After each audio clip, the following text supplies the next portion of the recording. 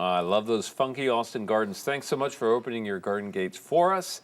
And right now we're going to be talking about ways to continue the color and the interest in your garden, even in the dead of winter.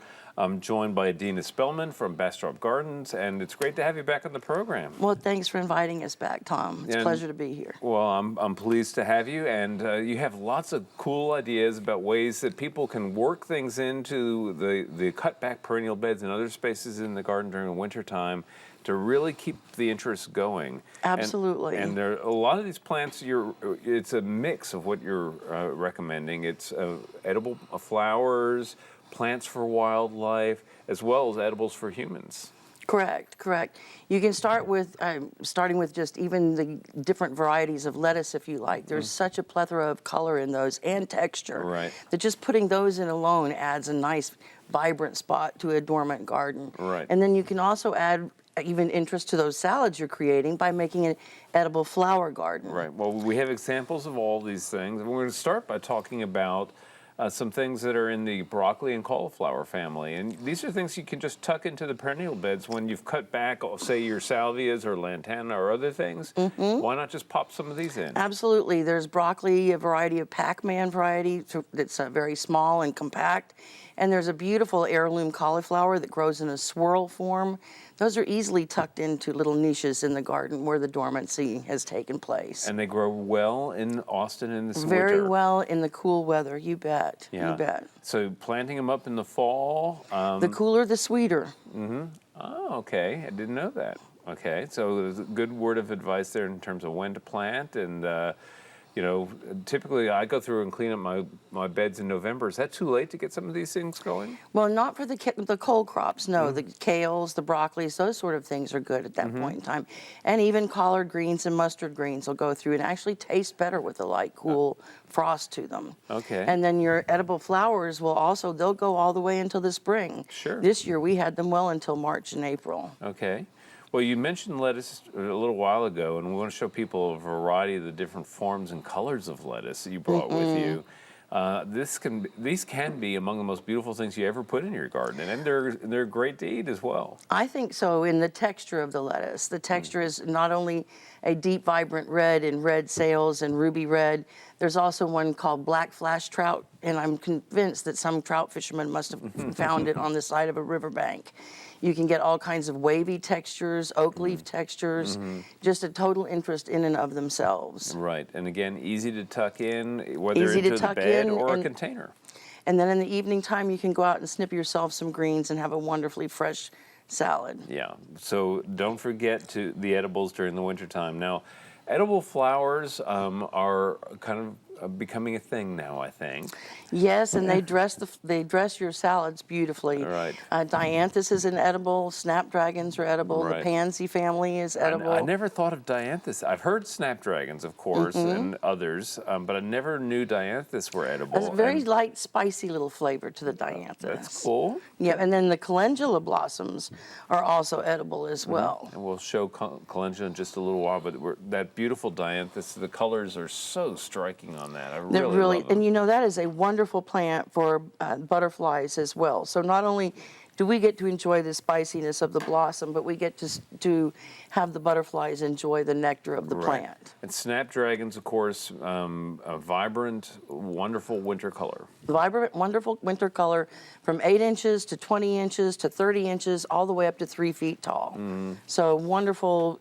Put anywhere in the garden, whether you want a border interest or a background interest. Ask which variety you're planting before you plant the 30-inch ones. That's very important. Right. And make sure if you want a border that you get all of the same variety. Right. Well, it doesn't have to be veggies or flowers. It can be both. No, it can be absolutely both, and I think it's even more interesting then. And you've brought a mix of herbs here and the calendula that you mentioned. And I didn't know this, but calendula is a great wildlife plant. It certainly is. It's a wonderful wildlife plant and also a wonderful edible plant. The cilantro is a wonderful plant as well. You can use it as an herb all winter long. And then when it bolts in the springtime, it's a wonderful pollinator for the trichogramma wasp. So you're already building up your beneficial supply. Okay. And then you also might want to freshen up some herbs that suffer so much in our summer, like the thyme and the Sure. sage. It's not Yeah. our fault. But root knot nematode runs right to those guys in the Right, summertime. it's hard during the summertime, you know, to keep some of those things alive. One little bit of too much water, and boom, they're gone. Boom, they're gone. Yeah. Right, but then this is a beautiful selection of things, and you have another nice assortment of herbs that you've brought, and that includes some thymes, I see, some parsley, other kinds of things. Again, the winter herbs of parsley, the Italian parsley, the curly parsley, and the cilantro and the sages, and oreganos are nice because they're evergreen, so that they can get their footing down before the hot summer comes in. And by putting in multiples of these, you have some for yourself, your friends, and some for the caterpillars that are going to come along in our springtime that are going to become our butterflies. So it kind of incorporates the organic method within all of it because it's all edible for you and for the flowers.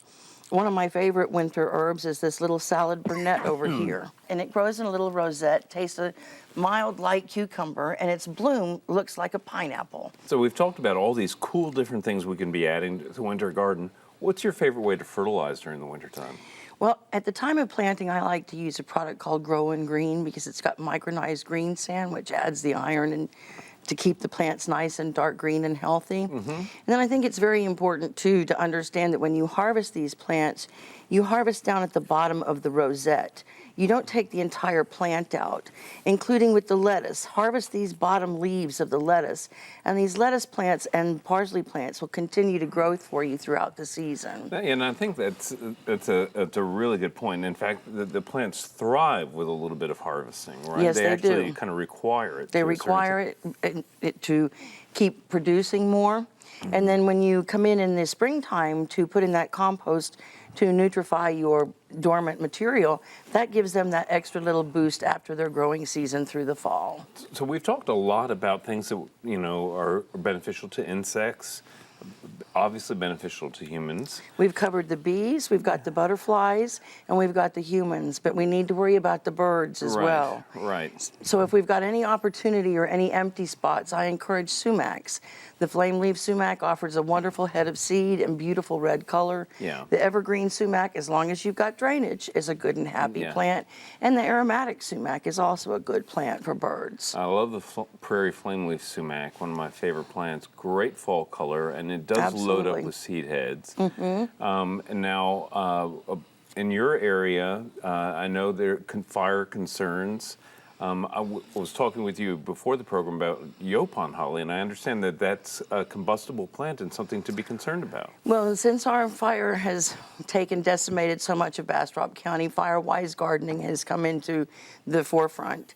And Ilex vomitoria, or the regular evergreen Yaupon, is a spontaneously combustible plant. Now, I dearly love the possum haw. Yeah. Possum haw defoliates and has the beautiful orange berries Right. and does a wonderful winter color. And I have not seen that on its list. But Right. you will see in Bastrop County the request that you remove all of that Ilex vomitoria 50 feet around your home. Okay, so that's a good thing to note. But the possum haws are a great wildlife plant. The Yes, they birds, are. In fact, there will be a mockingbird for every one of them, fiercely defending it. And that, and also the Mexican plum adds wonderful fragrance in your garden. And then I've just got cardinals feeding off of them right now. They're finally, I guess, perfect because the Right. wildlife seems to know. All right, well, Dina, as always, you bring great plants and great ideas to Central Texas Gardener. Where can Thank people you. find your nursery, real quick? We're at 316 Old 71, about 11 miles west of the airport, and about 10 miles, 11 miles east of the airport, 10 miles west of Bastrop. Right in the middle. Yes, right in the middle. And we're at bastropgardens.com and, of course, on Facebook as well. Well, I hope people will look you up. Thanks again for your great ideas here, and we're going to turn the program over now to our friend Daphne.